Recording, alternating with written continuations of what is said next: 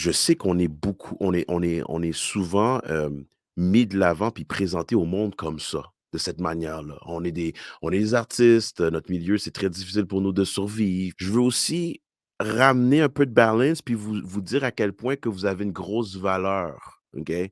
Vous portez pas seulement le chapeau du, de l'artiste pauvre qui essaie de survivre puis pour qui c'est difficile en ce moment puis whatever. Non, il y a aussi d'autres chapeaux que vous portez et c'est le chapeau du citoyen et de l'artiste qui est important dans notre communauté et qui est important pour le changement puis pour l'avancement des choses, tu sais? Puis vous avez ce pouvoir-là, on a ce pouvoir-là. Puis ça, il faut qu'on se le rappelle. Mais en même temps, il y a un conditionnement psychologique qui est en train de se passer aussi quand on est toujours en train de beg, qui moi personnellement, ça me donne pas de force.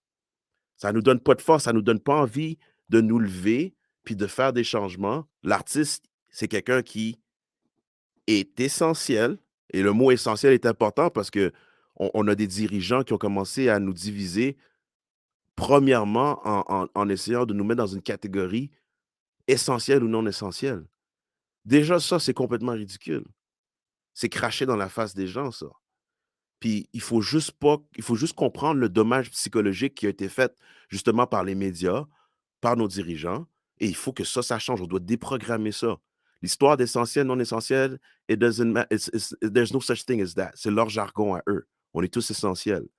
L'histoire de: «Ah oui, on est des artistes, pauvres artistes, ils sont en train de souffrir», là, c'est pas juste ça qui nous définit.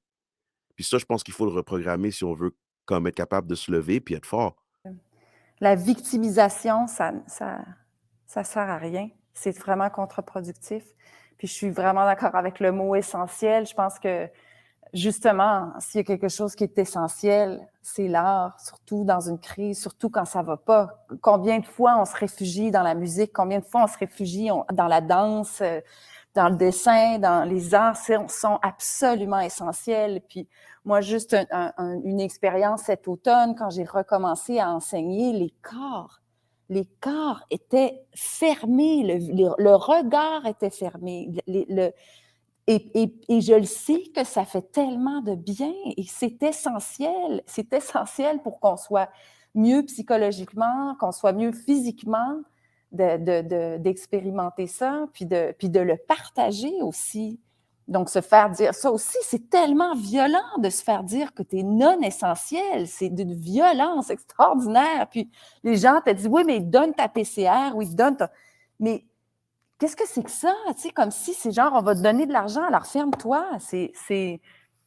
Voilà, ça n'a pas lieu d'être. Puis il faut, pareil, par rapport à ça, il faut dire non, c'est pas vrai que c'est toi qui vas décider qui est essentiel ou pas.